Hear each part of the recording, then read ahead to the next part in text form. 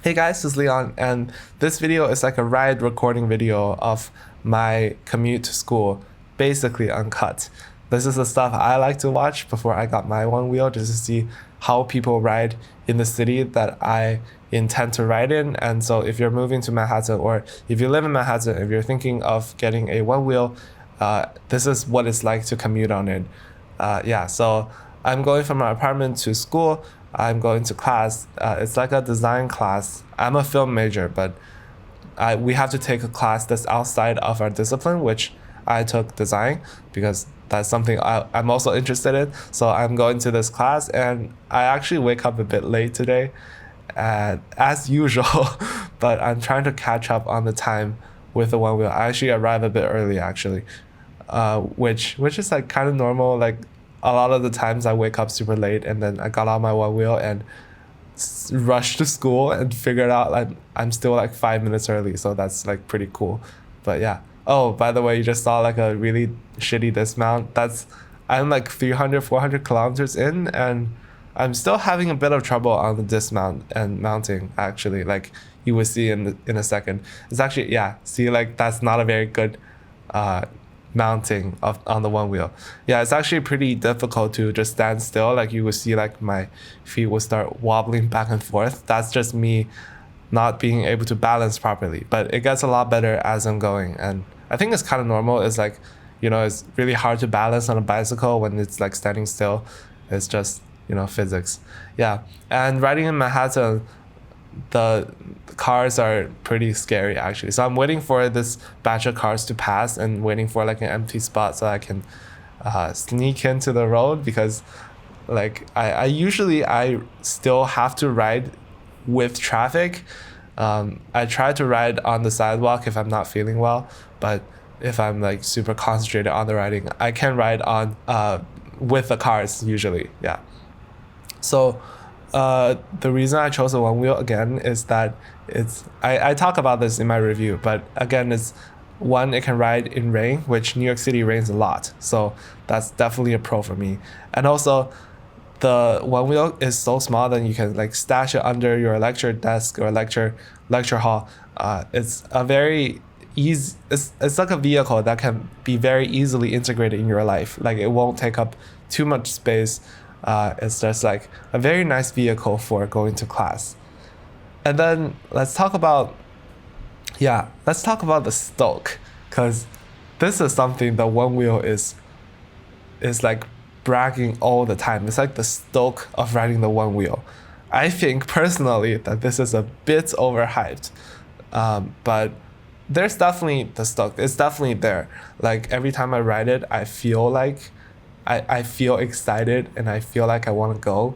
And every time I'm not riding it, I'm thinking like I'm planning for the next time that I am riding it, which is like it's difficult to make commute fun, but one wheel does that perfectly.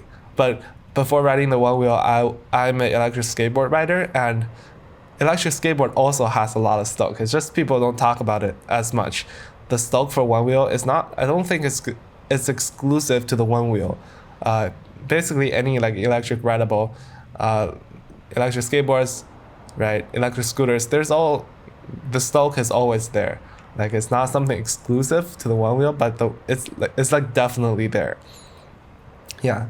So like you can see sometimes, let's talk about the commute again. Yeah, I guess you can see sometimes like when cars are passing me there, the way I ride is I ride until pushback and then I stop. I don't push through pushback, but I want to go like on public roads. I want to go like as fast as possible. So, so it's still slow compared to cars, but you can see one advantage on the one wheel is if you encounter a red light, you can just like sneak past everyone and get to the front of the line, which other vehicles can't do.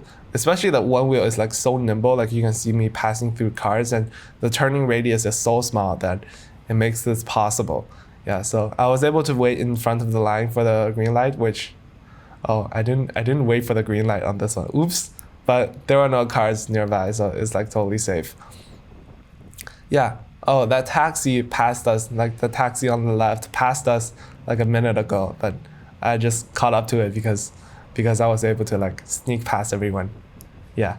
So it's like the speed, like obviously if you put this on like a drag race, the speed is like completely not comparable to a car. But in like dense urban areas like Manhattan, where traffic lights are like everywhere, the speed of a vehicle doesn't really matter because there are red lights too often for you to reach that speed. So the Onewheel is like the speed is totally okay for me, and anything faster I feel like won't really get to your destination any faster. Like you can see like that Mercedes-Benz, which should be faster than my Onewheel, like the speed is pretty much the same on this kind of roads. Yeah.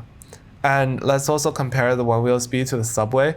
I am pretty fortunate to live pretty close to 2 subway lines, or 3, which is like pretty fortunate. But the Onewheel is a little bit faster than the subway, but not by much.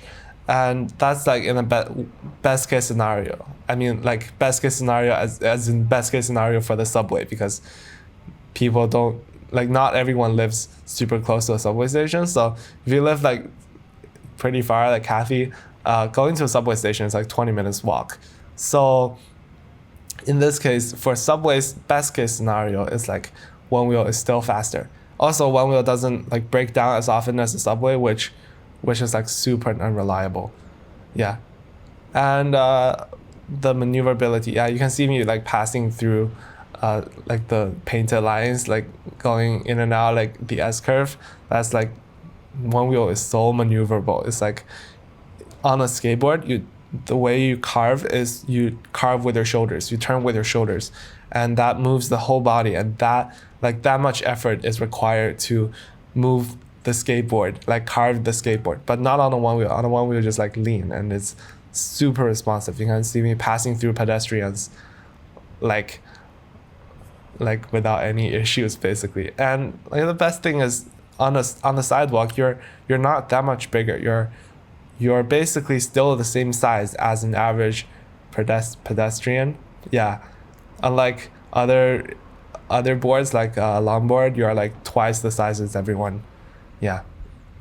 So I'm getting pretty close to school, and yeah, this is the part where you guys can just like sit back and watch the rest, I guess. I actually got approached by someone next to my building. They were like, next to the school building. They were like, hey, what do you think of the Onewheel? It's like, you get this so often. You get these sort of questions so often. So in the future, I might just like point them to one of my videos, which brings me to my Onewheel review. So if you haven't checked it out, I made a Onewheel review that focuses more on the practical side of owning a Onewheel. It's not as, I didn't touch on, oops, my phone just rang, oops. Yeah, I didn't touch on like the stoke of the Onewheel, which is what is usually talked about in a Onewheel review. I'm not talking about like how fun it is. I'm talking about like the actual practical side of owning it, how you commute, and how it fits into your life. So if you want to check that out, it's in the description, and you should see a card on screen right now. Yeah, so sit back and enjoy the last like minute of video. Yeah.